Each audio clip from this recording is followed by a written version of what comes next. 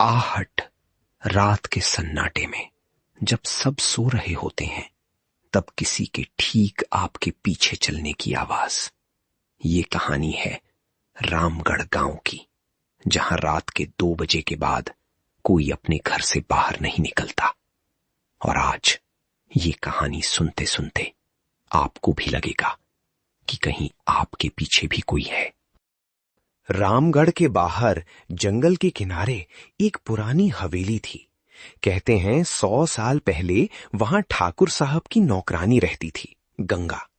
लाल चुनरी ओढ़ने वाली शांत सीधी औरत। लेकिन एक अमावस्या की रात हवेली में कुछ ऐसा हुआ जिसके बाद न ठाकुर साहब दिखे न गंगा। बस हवेली का दरवाजा हमेशा के लिए बंद हो गया।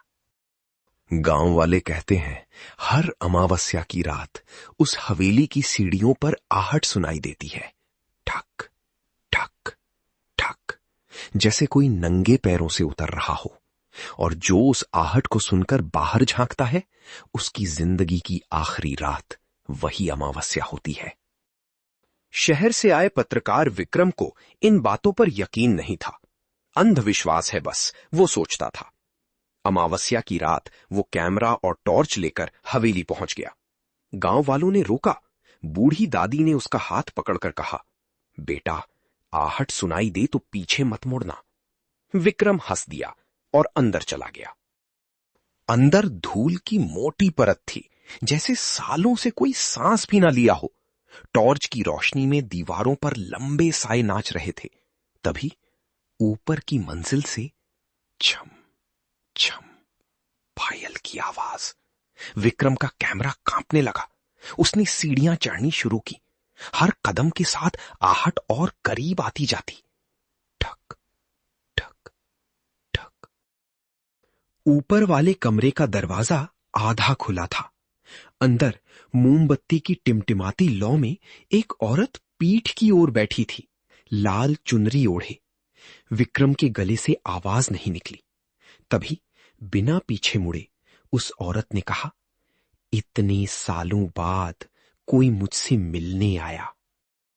विक्रम भागना चाहता था, लेकिन पैर जमीन से चिपक गए थे।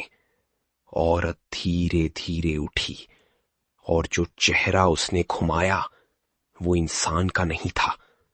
आंखें अंगारों जैसी लाल और उसके पैर जमीन से आधे फुट ऊपर थे।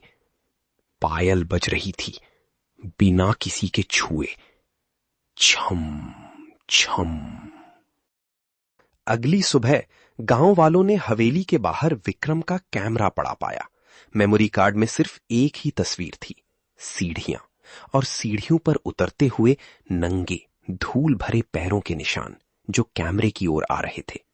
आखिरी फ्रेम में स्क्रीन के ठीक सामने 2 लाल आंखें और एक फुसफुसाहट, अब तुम भी मत सोना। आज भी अमावस्या की रात रामगढ़ में 2 आहटें सुनाई देती हैं, एक पुरानी और एक नई। कहते हैं जो इस कहानी को रात में अकेले सुनता है, उसे भी अपने पीछे एक आहट सुनाई देती है, ठक ठक। अगर सुनाई दे तो याद रखना, पीछे मुड़कर मत देखना। शुभ रात्रि।